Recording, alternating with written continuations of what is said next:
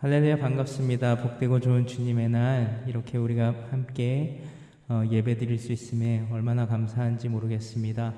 우리 같이 함께 찬양하시면서 주일 예배 시작하도록 하겠습니다.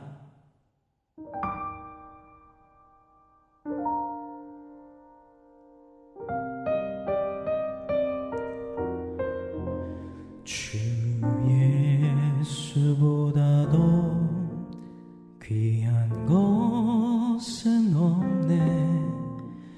이 세상 부귀와 바꿀 수 없네. 영축을 내 대신 돌아가신 그 놀라운 사랑 잊지 못해.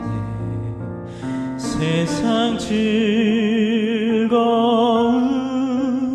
다 버리고 세상 자랑 다 버렸네. 주 예수보다도 귀한 것은 없네. 예수 밖에는 없네.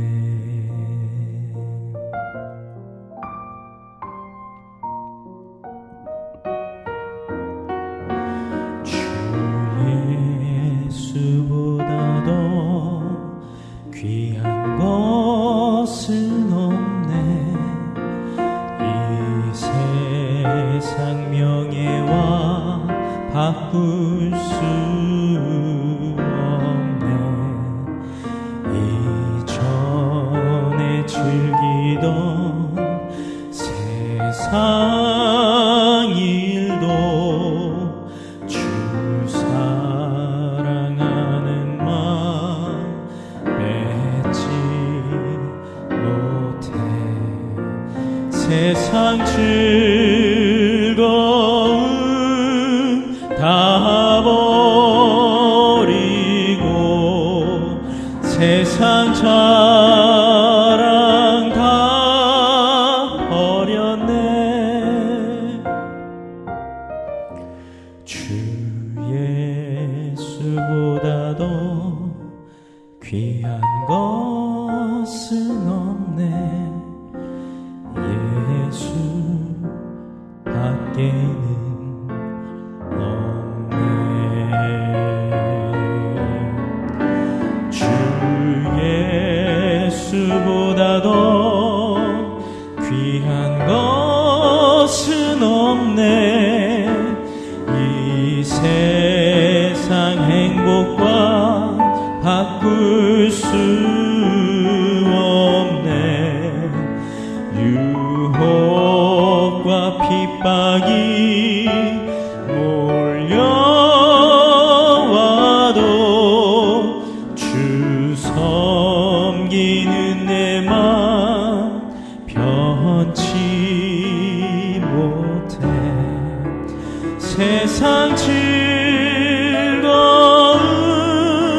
다 버리고 세상 자랑 다 버렸네. 주 예수보다도 귀한 것은 없네. 예수 밖에는 없네. 예수 밖에는 없네.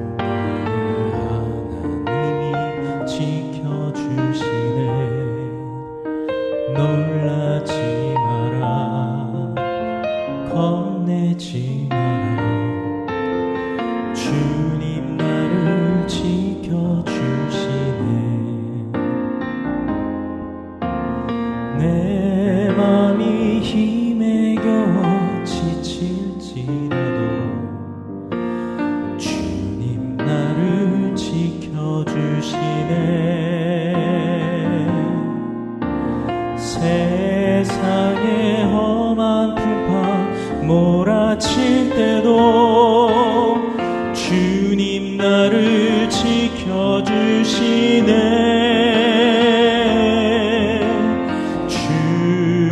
주님은 나의 산성, 주님은 나의 요새, 주님은 나의 소망, 나의 힘이 되신 여호와.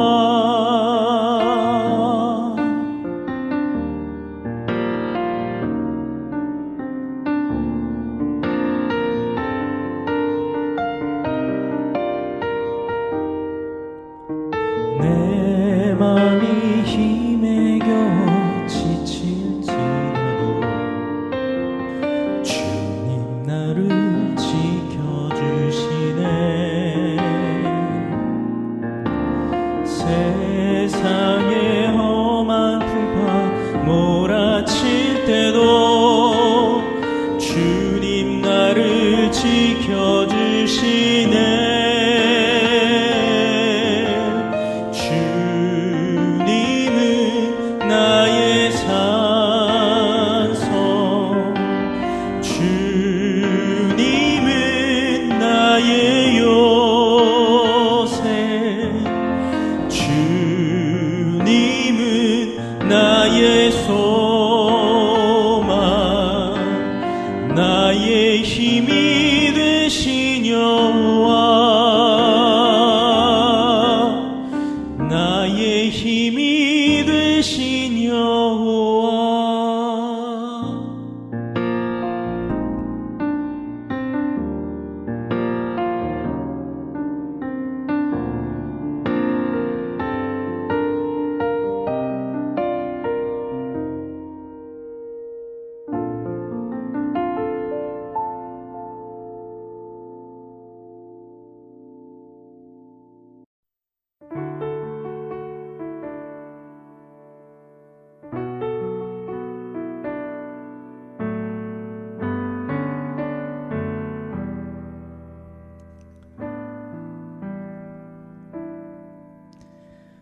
고단한 인생길 힘겨운 오늘도 예수 내 마음 아시네.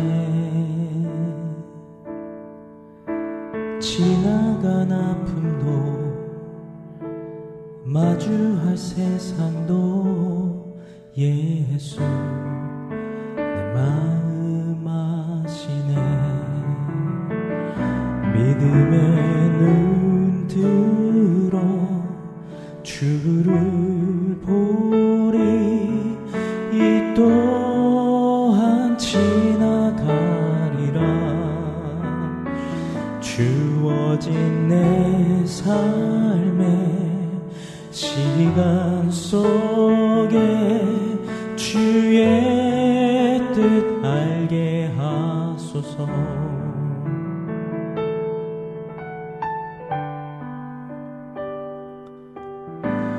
하루를 살아도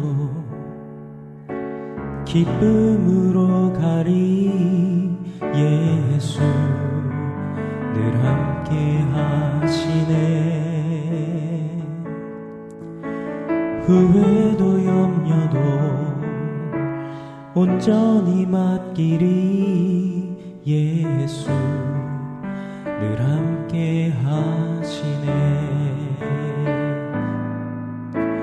하루를 살아도 기쁨으로 가리. 예수 늘 함께 하시네. 후회도 염려도 온전히 맡기리. 예수 늘 함께 하시네. 믿음의 눈 들어 주를 보리. 이 또한 지나가리라. 주어진 내 삶의 시간 속에 주의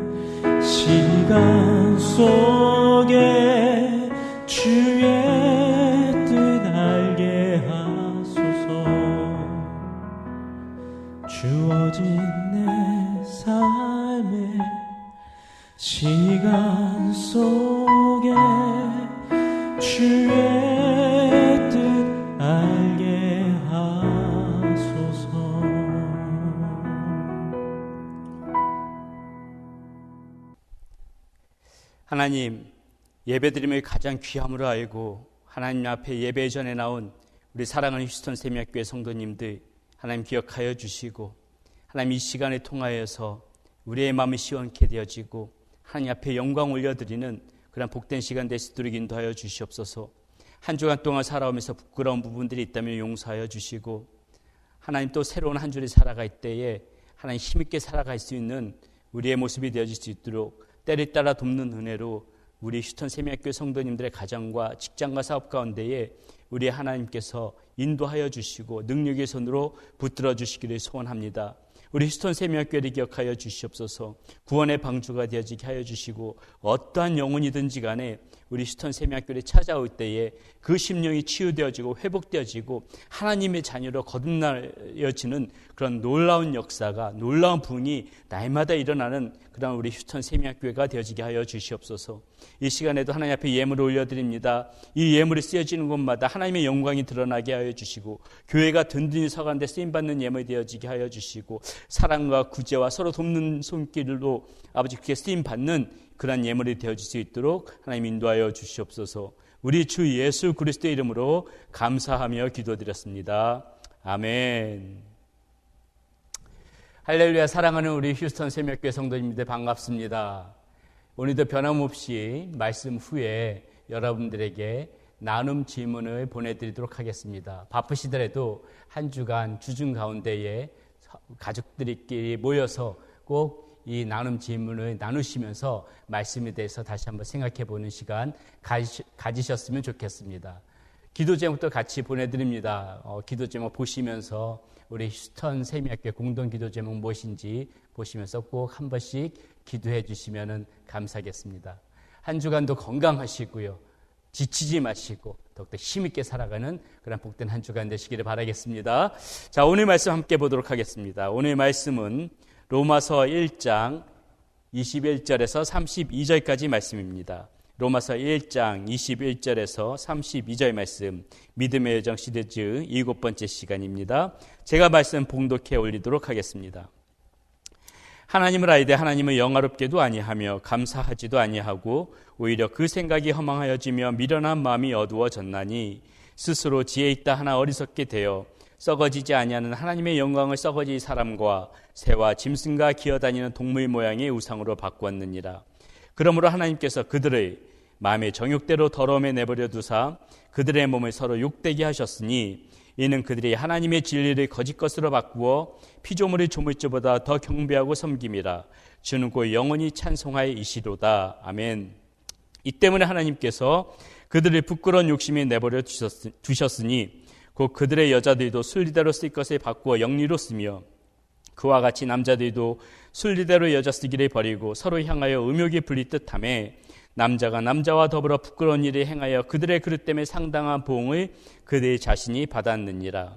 또한 그들의 마음에 하나님 두기를 싫어하며 하나님께서 그들의 그 상실한 마음대로 내버려 두사 합당하지 못한 일을 하게 하셨으니 곧 모든 불의, 추악, 탐욕, 악의가 가득한 자요 시기, 살인, 분쟁, 사기, 악독이 가득한 자요 수근수근하는 자요 비방하는 자요 하나님께서 미워하시는 자요 능욕하는 자요 교만한 자요 자랑하는 자요 악을 도모하는 자요 부모를 거역하는 자요 우매한 자요 배약하는 자요 무정한 자요 무자비한 자라. 그들이 이 같은 일을 행하는 자는 사형에 해당한다고 하나님께서 정하심을 알고도 자기들만 행할 뿐 아니라 또한 그런 일을 행하는 자들을 옳다 하느니라. 아멘. 자, 오늘 본문 말씀은요, 제가 그 설교 중에서 가끔씩 인용하던 그런 말씀인데, 그 말씀을 인용하면서 좀 더 이 말씀을 언젠가 한번 구체적으로 여러분들과 나눴으면 좋겠다 하는 그런 생각을 해본 적이 있습니다. 사실 오늘 내용은 우리의 이 믿음의 여정 가운데서 찾아올 수 있는 그런 위기 중에 하나입니다. 그렇기 때문에 오늘 본문 말씀을 우리가 주의 깊게 살펴보면서 이러한 위기가 찾아올 때 우리는 어떤 마음으로 살아가야 하나, 어떻게 대처해야 하나, 그것을 잘 생각하면서 이 말씀을 들었으면 좋겠습니다.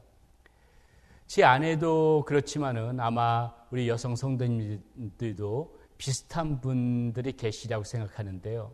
제 아내는 이렇게 외출할 때 옷을 입어보면 꼭 저한테 물어봅니다. 이 옷도 입어보고 저 옷도 입어보면서 어떤 것이 괜찮냐고 물어보죠. 그럼 저는 항상 이렇게 대답합니다. 다 좋아 보여요. 다 괜찮아 보여요. 이렇게 얘기합니다. 그런데 제가 이렇게 대답하면은 제 아내가 굉장히 싫어해요. 이상하죠? 다 좋다고 얘기하고 괜찮다고 얘기하는데 왜 싫어하는지 모르겠어요. 제가 그렇게 얘기하면 아내는 이렇게 대답합니다. 자기한테 너무 무관심한 것 같대요. 여러분, 제가 무관심하다고 얘기한 적은 한 번도 없습니다. 저는 그냥 다 좋다고 얘기했거든요. 다 괜찮다고 얘기했는데 받아들이는 사람은 그것을 무관심하다고 받아들이는 거죠. 무관심하지 않은 것은 구체적으로 무엇이 좋은지 무엇이 싫은지 이것에 대해서 이야기를 해줄 때 그것이 무관심하지 않다는 거예요. 그래서 그렇게 이제 얘기를 하면은요, 결국은 제 의견은 반영되지 않아요. 결국은 제 아내가 원하는 대로 그렇게 선택해서 하는데 왜 저한테 그것을 물어보는지 모르겠습니다. 하여튼간 이 무관심이 그 상대방에게 상처가 되는 그 이유는 무엇입니까? 무관심하다는 이 말은 당신이란 존재는 나에게 큰 의미가 없다. 이러한 의미를 담고 있기 때문에 이 무관심이 상대방에게 상처가 되어지는 것이죠. 그래서 어떤 사람들은 이 사랑의 반대말을 미움이 아니라 무관심이다 이렇게 말씀하시는 분들도 제가 본 적이 있는 것 같습니다. 오늘 본문에서도 보게 되면은요, 그 어느 본문보다도 하나님께서 마치 우리에게 무관심한 것처럼 보이는 그러한 표현이 오늘 말씀 속에서 나와요. 그 단어, 그 표현이 뭐냐면은 내버려 두다 이렇게 말씀하시는 부분인데요. 그 표현을 3번에 걸쳐서 접하게 됩니다. 어디 한번 보겠습니다. 24절입니다. 24절에 이렇게 표현되어져 있네요. 그러므로 하나님께서 그들의 마음의 정욕대로 더러움에 내버려 두사. 자, 26절에 또 이렇게 나와 있어요. 이 때문에 하나님께서 그들을 부끄러운 욕심에 내버려 두셨으니. 28절에는요. 또한 그들의 마음에 하나님 두기를 싫어하며 하나님께서 그들을 상실한 마음대로 내버려 두사 합당하지 못한 일이 하게 하셨으니. 자, 우리는 성경에서 진노하시는 그 하나님의 모습을 여러 차례 발견하게 됩니다. 불같이 그 죄에 대해서 진노하시는 하나님의 모습을 발견하게 되는데, 그런데 그 모습도 물론 두렵지만은 어떻게 보면 조금은 건조하게 들리는 지금 오늘 이 말씀이 더 무섭게 들릴 때가 있어요. 마치 네 마음대로 한번 나 상관하지 않을 테니까 네 마음대로 한번 마음껏 살아봐라. 멋대로 살아봐라. 마치 그냥 팽개쳐두고 신경 안 쓰시는, 정말 하나님께서 무관심, 우리에게 무관심한 것처럼 보여지는 그런 느낌이 이 말씀 속에서 느껴진다는 것이죠. 이 하나님의 무관심처럼 보이는 이 표현이 왜 우리에게 이렇게 두려운 것입니까? 이 말씀 속에서 가만히 보게 되면 이 두려워지는 이유가 마치 그 안에 내 모습이 자꾸 담겨져 있는 것 같기 때문에 이 말씀이 두려운 거예요. 내 모습이 오버랩되어진다는 것이죠. 나의 영적인 상태, 나의 침체된 상태를 누구보다도 내 자신이 잘 알아요. 그래서 내가 이래도 되나 이렇게 싶은데 그런 걱정하는 마음이 있음에도 불구하고 그런데 현실 속에서는 모든 일들이 그냥 순조롭게 다 잘 풀려나가는 겁니다. 일상이 너무나도 평온해요. 나의 영적인 상태는 지금 최악의 상태이고 나의 영적인 상태는 굉장히 침체되어져 있음에도 불구하고 하나님과 이미 멀어질 때는 멀어진 것 같음에도 불구하고 모든 일이 잘 풀려진다? 그러면 덜컥 우리의 마음 가운데 무슨 생각이 드는 거예요? 하나님께서 나에게 이제 더 이상 신경을 안 쓰시는 건가? 하나님께서 나에게 말씀하시다 이제는 지치신 것이 아닐까? 이런 두려운 마음이 들더라는 것이죠.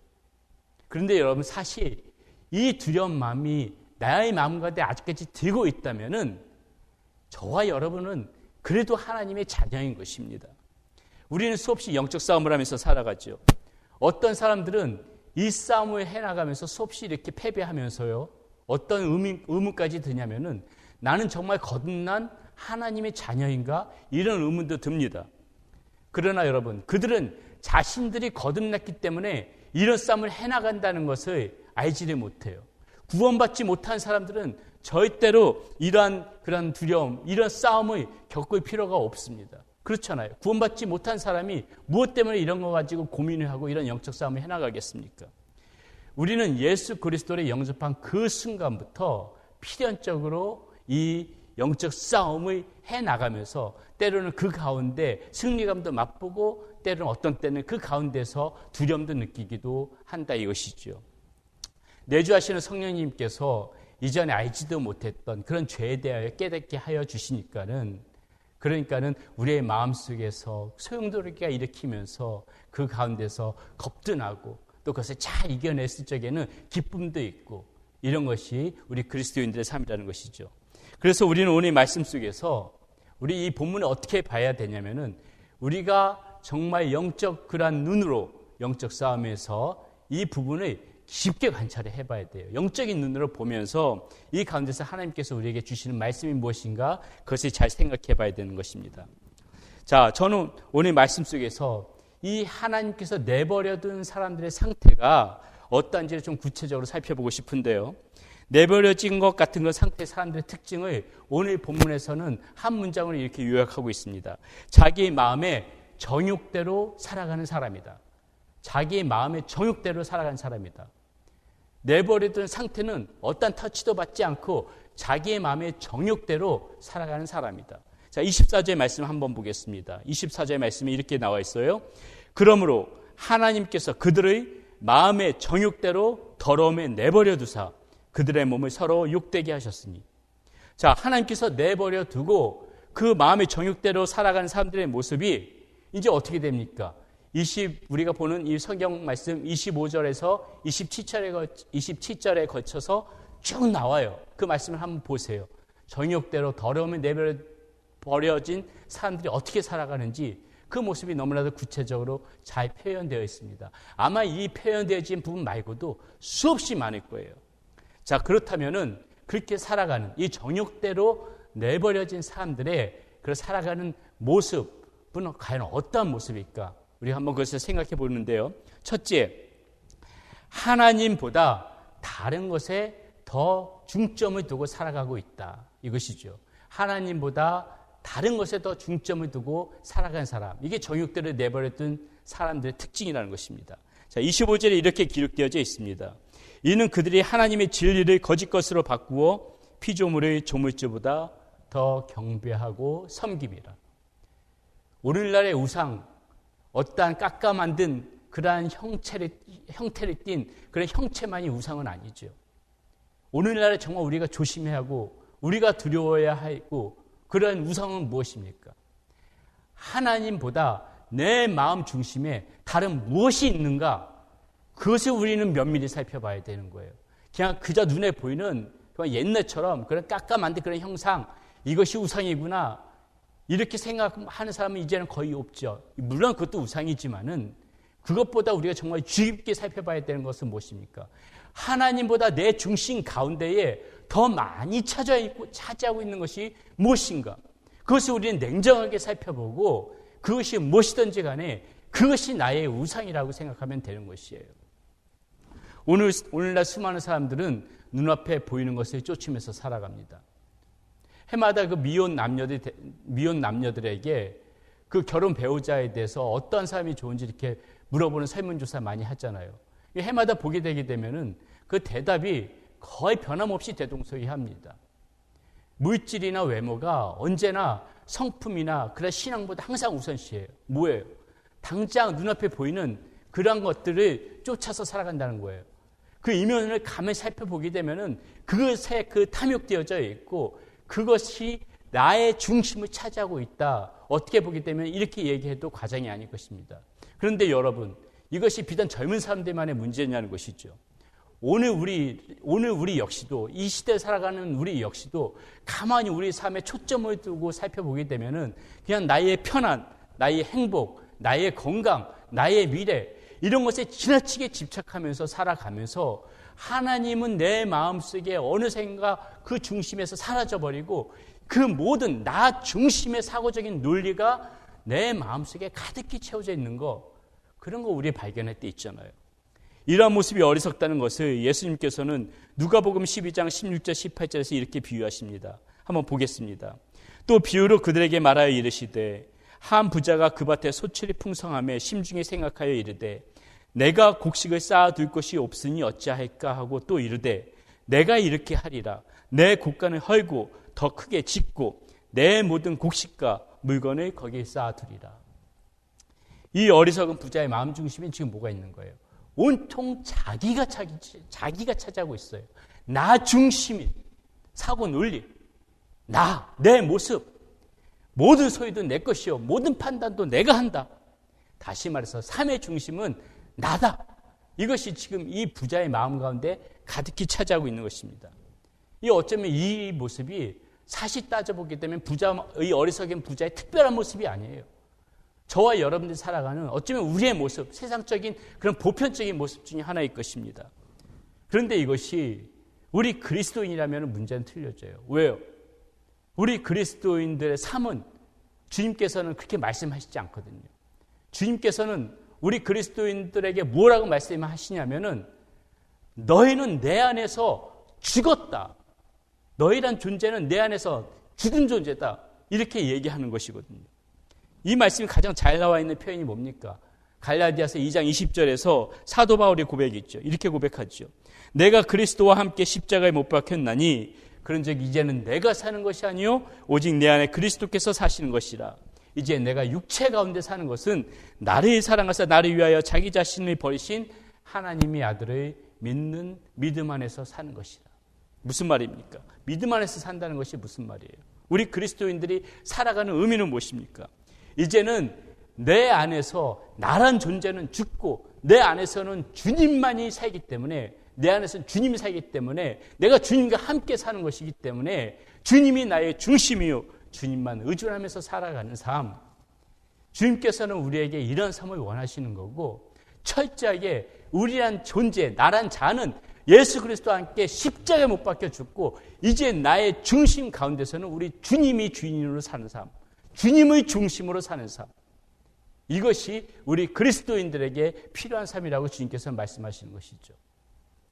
세상 모든 사람들이 자신의 정욕대로 나 중심으로 살아갈 때에 그러면서 우상을 만들면서 살아갈 때에 우리 그리스도인들은 나란 존재를 먼저 죽이고 내 안에 하나님 중심으로 주님 중심으로 살아갈 때에 우리 안에 우상도 사라진다는 것이요. 내 마음대로 정욕대로 살아갈 수가 없다는 것이에요. 주님의 중심으로 살아가는 사람은 내 마음의 정욕대로 그렇게 살아갈 수가 없다는 것입니다. 지금 그 말씀하고 계시는 거예요. 그래서 오늘 이 비유를 통해서 우리가 깨달아야 할 게 무엇입니까?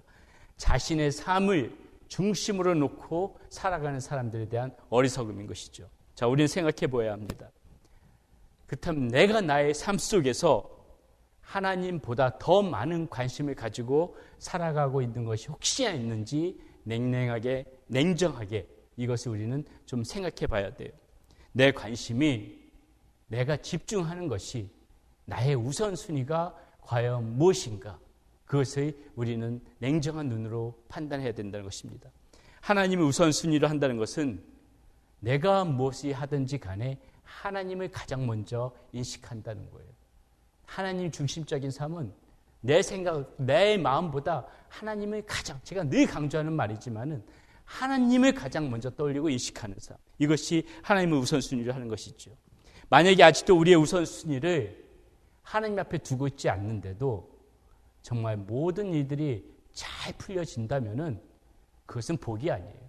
그것은 복이 아니고 내가 하나님 앞에 우선순위를 두지 않는데도 정말 순조롭게 모든 것이 잘 되어지고 브레이크가 걸리지 않는다면은 우리는 오늘 이 말씀 진지하게 다시 한번 생각해 봐야 되는 것입니다. 정말 두려운 말씀으로 하나님께서 정말 나를 멋대로 살아가라고 그렇게 방관하고 계시는 것은 아닌가, 내버렸던 상태는 아닌가, 이런 두려움을 한 번쯤은 가져봐야 된다는 것이죠. 자, 마음의 정욕대로 사는 사람들 중에 두 번째 특징은요, 음란함입니다. 음란함. 특별히 26절부터 27절까지는 그 음란함 중에서도 동성애를 다루고 있습니다. 자, 함께 봅니다. 이 때문에 하나님께서 그들의 부끄러운 욕심에 내버려 두셨으니 곧 그들의 여자들도 순리대로 쓸 것을 바꾸어 영리로 쓰며 그와 같이 남자들도 순리대로 여자 쓰기를 버리고 서로 향하여 음욕이 분리듯하며 남자가 남자와 더불어 부끄러운 일을 행하여 그들의 그릇 때문에 상당한 봉을 그들 자신이 받았느니라. 자, 동성애가 왜 죄입니까? 하나님의 창조 질서에 대한 거부이기 때문에 죄죠. 틀림없이 죄입니다. 그러나 사도 바울이 여기서 지금 동성애를 이야기하고 있는 것은 단지 동성애의 죄만을 강조하기 위해서 이렇게 말씀하고 있는 것은 아니에요. 바닥까지 내려앉은 정말 그 이 죄악의 최저 심연을 강조하고자 이 동성애를 예로 든 것이지, 정말 이 사도 바울이 얘기하고 싶은 것은 뭐예요? 로마 전역에 만연하고 있는 이 정말 음란한 그러한 상태, 로마 전역에 물들고 있는 이 더럽고 추악한 그 음란함의 그러한 그 추한 모습을 사도 바울은 지금 여기서 강력하게 경고하고자 지금 이 말씀을 하고 있는 것이라는 것이죠. 여러분, 음란함은 틀림없이 이 마음의 정욕으로부터 옵니다. 이 시대가 얼마나 음란한 시대인지 더 이상 강조할 필요도 없지요. 제가 한국을 떠나오기 12년쯤에 한국에서 유행하던 그런 말 중에 하나가 뭐냐면은 그 기혼 여성들에게 애인이 있냐? 당신 애인이 있습니까? 이런 것이 굉장히 유행하던 적이 있었어요. 애인이 마치 없다면은 바보 같은 그런 취급을 당했던 적이 있었습니다. 아마 지금 시간이 지났으니까는 더하면 더했지 덜하지는 않을 것입니다. 마치 스포츠 게임처럼 죄식 없이 마음대로 죽이며 사는 것이 당연시 되는 그러한 이런 사회적 분위기가 굉장히 참담하죠. 의심의 여지 없이 여러분, 이 음란함은 돈과 함께, 이 물질과 함께 사탄이 우리를 무너뜨리려고 하는 가장 강력한 무기 중에 하나입니다. 이제는 그런 합의하에 죄를 짓는 것도 모자라서 어때요? 하루가 멀다 하고 여러분들도 다 뉴스 보시죠? 미디어를 통해서 보시죠? 성폭력, 성폭행, 성희롱 이런 것들이 그냥 학교에서, 직장에서, 심지어 교회에서도 만연히 그렇게 일어납니다. 선생이, 직장 상사가, 목사가 이런 일들을 벌이고 있다는 것이죠. 이게 세상이 마치 미치지 않고서는 벌어질 수 없는 그런 일 같은 것들이 버젓이 이런 우리가 살고 있는 현실 속에서 지금 벌어지고 있는 상황입니다. 속에서 분노가 있죠. 어떻게 저럴 수 있느냐고 삿대질하는데 어느새 하나님은 그 손을 꺾어서 나를 향하게 만듭니다. 뭐라고 말씀하세요? 잘난 척하지 말라고. 다음은 저 비난받는 자리가 혹시라도 너희의 자리가 될 수가 있다고. 그렇게 하나님께서는 그 손가락질하는 삿대질을 꺾어서 나를 향하게 만드는 거예요. 잘난 척하지 말라는 거예요. 언제든지 저 자리가 네 자리가 될 수도 있으니까는 조심하라는 거예요. 감히 항변할 수 없는 거, 여러분 항변할 수 있습니까? 우리의 추한 본성, 우리 스스로 내면에 들여다봤을 때 우리의 추한 본성이 사실 뭐 그렇게 크게 잘난 부분들이 있겠습니까? 어떻게 보게 되면은 지금 그 자리에 내가 없는 것이 감사할 뿐이죠. 그것이 저와 여러분들의 솔직한 모습들 아닙니까? 그렇기 때문에 정말 여러분 우리가 두려워해야 할 것이 있습니다. 그것은 이러한 죄를 짓고도 습관처럼 이러한 음란한 삶이 내 삶을 지배하고 있음에도 불구하고, 그리고 이런 죄를 빈번하게 지으면서도 내 마음이 둔감해지는 이런 상태, 이 마음의 양심의 가책조차 심해지는 이런 상태. 그래서 혹시나 하나님께서 참다 못하여 우리를 버려두신 것이, 이 더러움의 상태로 내버려 두신 것이 아닌가 하는 이러한 이 두려움, 이러한 그 두려움 마음을 우리가 가져야 한다는 것입니다. 이 마음을 가져야 한다는 거예요. 하나님 앞에 철저하게 이 마음속에서 솔직해지면서, 하나님, 제가 정말 그런 나쁜 죄를 짓고도 양심에 화에 맞은 것처럼 무뎌지는, 그래서 더러움에 내버려둔 것처럼 그렇게 내 멋대로 살아가는 삶이 되지 않도록 하여 주십시오 하는 그런 두려운 마음이 있어야 된다는 것입니다. 사랑하는 여러분, 우리가 정말 맞이하면 안 되는 최악의 상황이 바로 이런 상황입니다. 우리가 죄를 저질러서도 안 되겠지만은 죄를 지었으면은 금세 하나님 앞에 나와서 무릎 꿇고 회개해야 되는 거예요. 이 타이밍이 지나고 나면은 어느 순간에 무뎌져서 그 기회마저 놓치게 되어지는 것이죠. 마치 다윗이 밧세바를 범하고 나단 선지자로부터 책망을 들었을 적에 그 즉시 침상을 적시며 눈물로 통회하고 자복하였던 그 다윗의 모습이 곧 저와 여러분의 모습이 되어져야 된다는 것입니다. 항상 이 하나님께서 나에게 기회를 주실 때 하나님 앞에 바로 살고자 하는 이것을 놓치게 되게 되면 정말 언제 내가 그렇게 그 버려진 것처럼, 그런 방관되어진 사람처럼 그런 상태에 버려질 수도 있다는 그 두려운 마음, 이 마음이 항상 갖는 것이 필요하다는 것입니다. 자, 마지막으로 정욕대로 산다는 거, 하나님을 마음에 두기 싫어하는 삶입니다. 하나님을 마음에 두기 싫어한다는 거. 28절 말씀 함께 보겠습니다. 또한 그들의 마음에 하나님 두기를 싫어하며 하나님께서 그들의 그 상실한 마음대로 내버려 두사 합당치 못한 일을 하게 하셨으니. 자, 하나님께서 우리를 내버려 두시는데, 이 말씀 속에서 내버려 두시는데 어떤 상태요? 상실한 그 마음 그대로 내버려 두신대요. 상실한 마음 그대로. 여러분, 이 말씀이 얼마나 무섭습니까? 잃어버렸으면 찾아야죠. 마음도 잃어버렸으면 다시 찾아야죠. 그런데 우리는 여러분 어때요? 보통 은혜가 식어졌다 이렇게 얘기하죠. 내색은 하고 있지만은 이 냉랭한 가슴은 좀채로 다시 솟아나지를 못해요. 다시 불타오르지 못해요.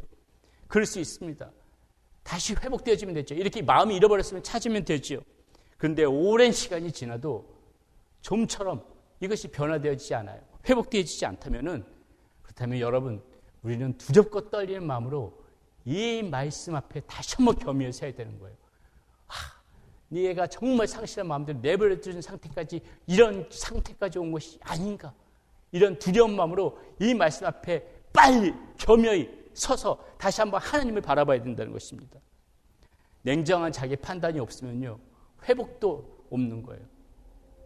막연하게 언젠가 잘 되겠지, 언젠가 나아지겠지, 이것이 아니라 자신의 상태를 냉정한 눈으로 판단하면 빨리 판단할수록 회복도 빨라지는 것입니다. 신영복 교수라는 분 계시죠. 그분의 지은 책 담론에 보게 되면 이런 표현이 나와 있어요. 냉정한 자기 비판은 일견 비정한 듯하지만 자기를 새롭게 재구성함으로써 서바이벌의 가능성을 훨씬 높여준다. 정말 통찰력 있는 말이죠. 자신을 비판할 때, 자기 자신을 바라보면서 자기 자신을 재단할 때 정말 그것은 냉정하면서도 아픔이 있을 수 있겠죠. 하지만은 그런 아픔이 있으면 있을수록 우리는 살아남을 수 있다는 것이에요. 회복될 수 있다는 것이에요. 자, 이 문제를 해결하기 위해서, 그렇다면 여러분, 우리가 한번 생각해 봐야 될 것이 있습니다.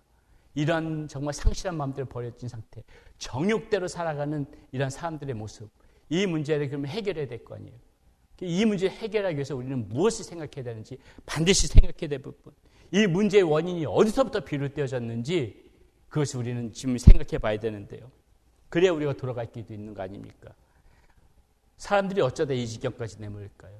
어떻게 우리가 이런 지경까지 내몰릴 수 있을까요? 자, 오늘 말씀에서 보게 되면요, 분명하게 답이 나와 있는데, 그것은 바로 우리가 먼저 하나님에 대하여 무관심했기 때문이라고 말하고 있어요. 놀랍죠? 하나님이 우리를 무관심하게 내버려둔 게 아니에요. 사실은 오늘 이 말씀을 보니까는 우리가 먼저 하나님 앞에 무관심했다고 얘기하고 있어요. 21절 말씀 한번 보겠습니다. 21절 말씀에서 사도 바울이 이렇게 지금 얘기하지요.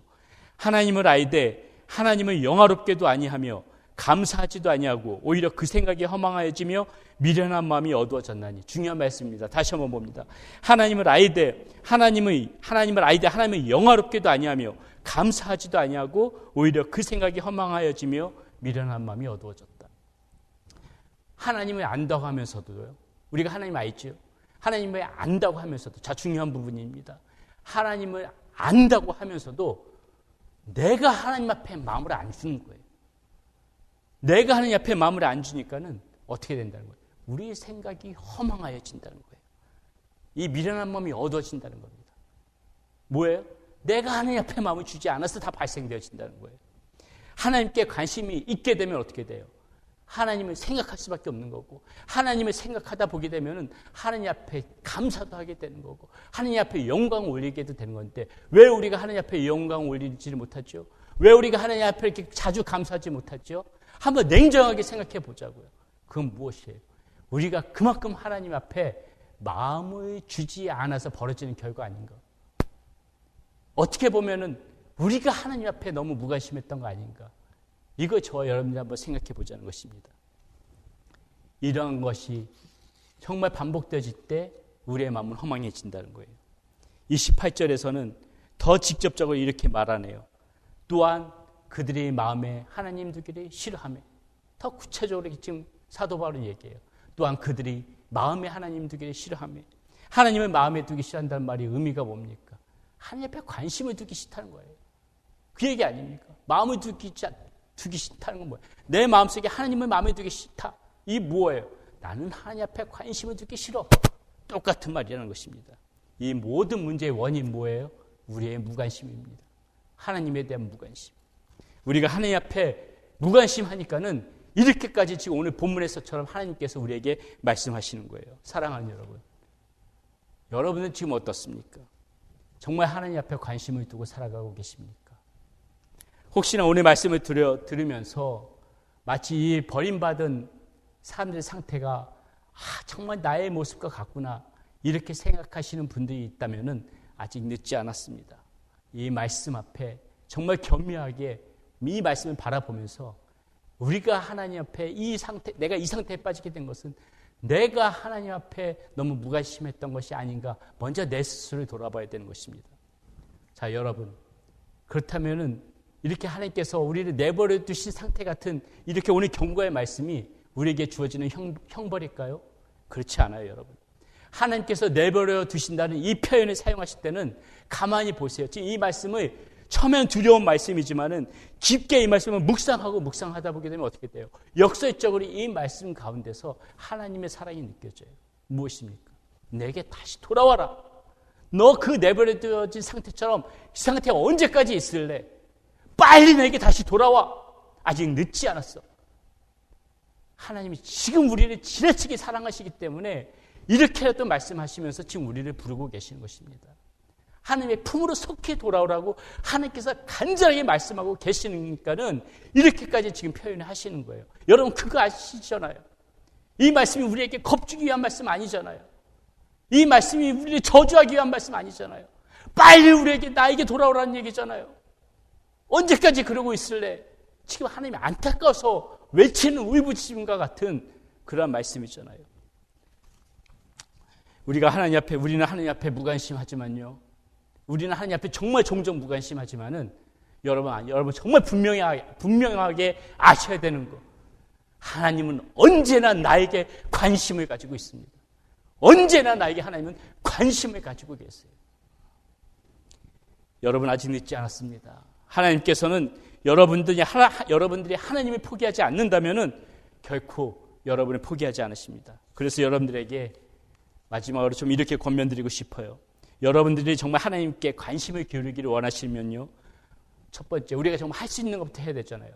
먼저 예배에 꼭 집중하셔야 됩니다. 여러분은 이제 우리가 나중에 오프라인 예배 때 본당에 모여서도 마찬가지겠지만은 지금 영상으로 예배를 드리더라도 정말 온 마음을 다해서 신령과 진정한 마음으로 집중해서 여러분 이 예배에 여러분의 마음을 다 쏟아놓으셔야 돼요. 예배를 소위 하게 되면은 틀림없이 우리는 정말 이 마음이 식어집니다. 꺾여집니다. 그런데 이 예배 열정이, 예배의 감격이 또 오래가지 않거든요. 그렇기 때문에 이것으로 다 만족되어지지 않습니다. 이것으로 다 채워지지 않습니다. 뭐 어떻게 해야 돼요? 두 번째는 어떻게 해야 됩니까? 짧게라도 매일같이 매일의 삶 속에서 하나님의 말씀을 묵상하고 기도하는 시간을 반드시 가져야 됩니다. 하나님의 말씀을 묵상하고 기도하는 시간. 이것이 내 삶을 지탱해주고 저와 여러분들이 영적으로 살아갈 수 있는 그러한 힘이 되어집니다. 여러분 하루에 몇 시간 기도하세요? 얼마나 말씀을 보십니까? 하루에 짧게라도 기도하지 않고 말씀을 보지 않으면서 어떻게 이 악한 세상 속에서 우리를 넘어뜨리려고 하는 사탄과 싸울 수가 있겠습니까? 반드시 이 말씀을 묵상하고 기도하는 시간이 있어야 됩니다. 제가 쉬워요. 어느 순간부터는 매일같이 여러분들에게 짧게라도 말씀 묵상할 수 있도록 그 말씀을 보내드린다고 하였습니다. 그 말씀을 보시면서 그 전이라도 지금부터라도 꼭 말씀을 아무리 바빠도 묵상하시고 기도하시는 시간을 가져야만이 내가 이렇게 영적으로 내버려진 상태처럼 그렇게 내 마음의 정욕대로 살아가는 사람처럼 그렇게 되어지지 않는 것입니다. 그리고 마지막으로 꼭 성령님 의지하셔야 합니다. 성령님을 의지하면서 성령님을 생각하면서 내 마음에 담겨진 성령님을 찾으면서 그렇게 살아가야만이 여러분 힘을 내실 수가 있는 것이에요. 그렇게 살아가야만이 주님께서 여러분의 삶을 인도하고 여러분들이 능력받고 살아갈 수가 있는 것입니다. 여러분의 마음속에 성령님의 임재하심이 충만하도록 그렇게 간구하세요. 여러분의 연약함까지 도와주시는 그 성령님께서 여러분들의 힘을 불어넣어 주실 것입니다. 이렇듯이 하나님에 대한 우리의 무관심이 관심으로 바뀌어진다면 결단코 하나님께서는 우리를 버려두시는 일은 없을 것입니다. 우리 이 시간 함께 찬양하는데요, 정말 여러분 오늘 말씀 꼭 생각하시면서 여러분 하나님 앞에 관심을 가지시고 하나님부터 사랑받고 은혜받고 하나님의 인도하심을 받는 우리 휴스턴 세미학교회 성도님이 되시기를 바라겠습니다.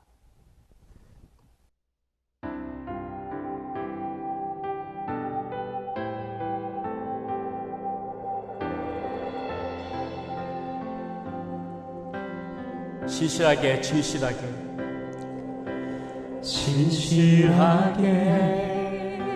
진실하게 거룩하게 살게 하소서. 진실하게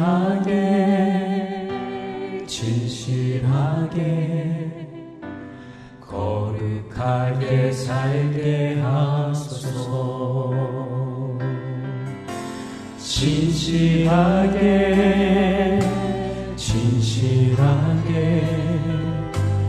거룩하게 살게 하소서. 진실하게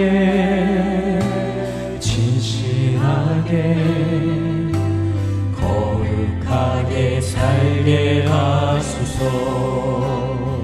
하나님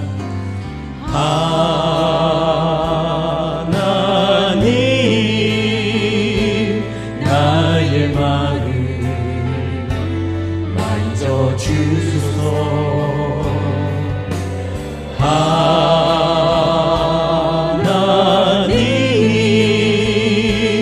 나의 영혼 새롭게 하소서.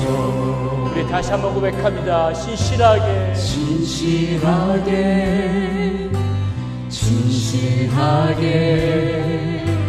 거룩하게 살게 하소서. 진실하게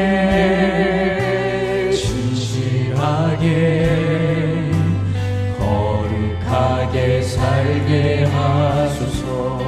하나님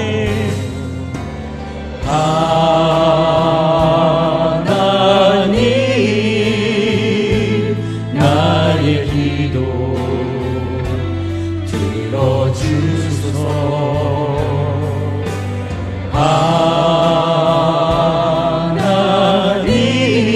하나님 주의 길로 인도하소서. 하나님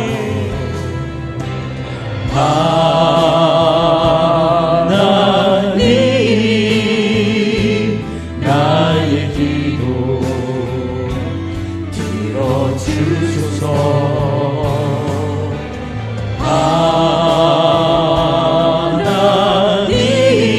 하나님 주의 길로 인도. 목소리 높여서 다시 한번 고백합니다. 하나님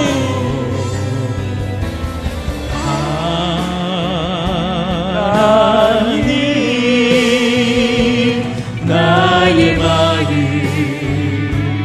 만져주소서. 하나님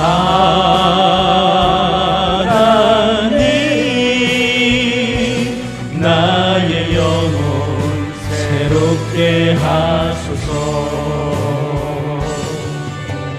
하나님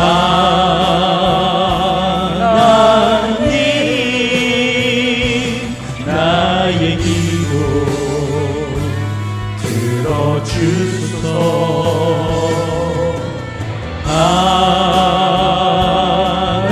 하나님 주의 길로 인도하소서.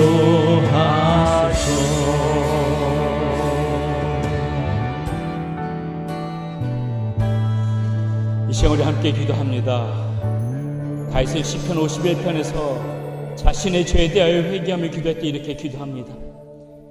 나를 주 앞에서 쫓아내지 마시며 주의 성령을 거두지 마옵소서. 다윗이 가장 두려워했던 것, 하나님께 버림받을까, 그것이 두려웠던 것입니다. 그 상실한 마음대로 내버려둔 그런 상태가 되어지지 않을까, 그것이 두려웠던 것입니다. 오늘 우리가 가져야 하는 두려움도 바로 이 두려움이어야 합니다.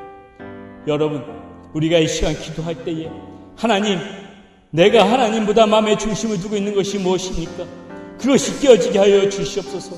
하나님, 제 마음속에 아직도 하나님을 아버지 하나님 중심으로 삼지 못하고 살아가는 그 무엇이 있다면 하나님 회개케 하여 주시옵소서. 또한 아버지 하나님, 하나님 앞에 더욱더 관심을 갖고 살아가는 저의 모습이 될 수 있기를 원합니다. 내가 하나님 앞에 무관심에서 버림받아진 것이 아닐까, 하나님, 그런 두려움으로 날마다 살아가는 우리의 모습 되어지게 하여 주시고, 날마다 살아가면서 우리 아버지 하나님 앞에 관심을 두고 살아가는 나의 삶이 되어질 수 있도록 인도하여 주시옵소서. 우리 이 시간 그런 마음을 담아서 주여 한번 무릎 짓고 기도합니다. 주여! 살아계신 아버지 하나님, 아버지 하나님, 이 시간에 아버지 앞에 간구하며 나갑니다.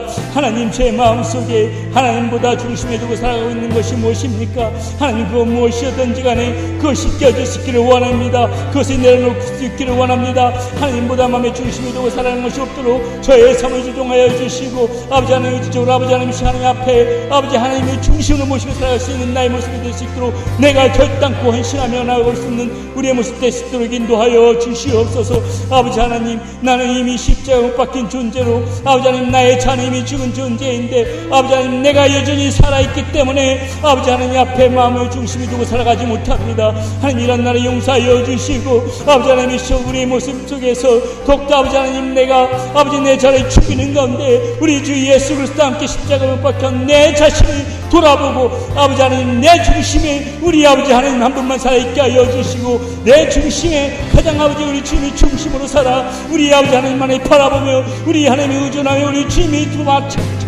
생각하며 살아갈 수 있는 나의 삶이 될 수 있도록 주여 들어주시고 인도하여 주시옵소서. 하나님, 나의 내버려 두어진 그런 심리적인 상태가, 그런 영적인 상태가 나의 무관심으로부터, 하나님에 대한 무관심으로부터 비롯되었음을 깨닫습니다. 하나님, 부족한 제가 더욱더 하나님 앞에 관심을 가지고 마음에 하나님을 두고 살아갈 수 있기를 소원합니다. 하나님 앞에 마음을 두지 않는 그런 무관심한 나의 모습 아버지 되지 않도록 하여 주시고, 하나님, 이 시간 이후부터 하나님 앞에 더욱더 관심을 쏟으며 하나님의 마음에 두기를 즐거워하며 하나님 앞에 온전하게 아버지 하나님 마음을 들며 살아갈 수 있는 나의 모습이 될 수 있도록 인도하여 주시옵소서. 매 순간 드려지는 예배에 집중하게 하여 주시고, 하나님의 말씀과 기도 속에서 날마다 하나님을 바라보며 하나님의 중심에 두며 살아가게 하여 주시고, 성령님의 의지하는 가운데 성령의 인도심을 받고 성령의 능력을 받아 살아갈 수 있는 우리 모두 휴스턴 세미학교 성도님들이 될 수 있도록 주여 들어주시고 인도하여 주시옵소서. 강한 성령님의 충만하심의 역사가 아버지 하나님의 임재심이 아버지 시간 예배드린 우리 휴스턴 세미학교 성도님들의 머리 위에 그 심령 가운데에 강하게 역사하여 주시옵소서. 다시 한번 능력의 손을 붙잡아 주시옵소서. 아버지, 패배자의 삶이 아니라 우리 아버지 하나님께서 승리자의 삶, 하나님 앞에 영광 올려드리며 참된 하나님의 자녀답게 살아갈 수 있는 우리 휴스턴 모든 세미학 성도님들이 될 수 있도록 주의 은혜를 더하여 주시옵소서. 이제는 우리 주 예수 그리스도의 은혜와 하나님의 크신 사랑과 성령님의 인도하심과 성령님의 함께하심이 이 시간 하나님의 중심에, 마음의 중심에 두고 살아가기를 소원하며 하나님 앞에 더욱더 관심을 가지고 하나님 앞에 마음에 두기를 소망하며 살아가기를 원하는 우리 휴스턴 세미학교의 성도님들의 머리 위에와 가정 가운데와 자녀들 가운데, 직장 가운데, 사업 가운데에 영원히 우리 아버지 하나님의 은혜가 함께 하시기를 간절히 축원하옵나이다. 아멘.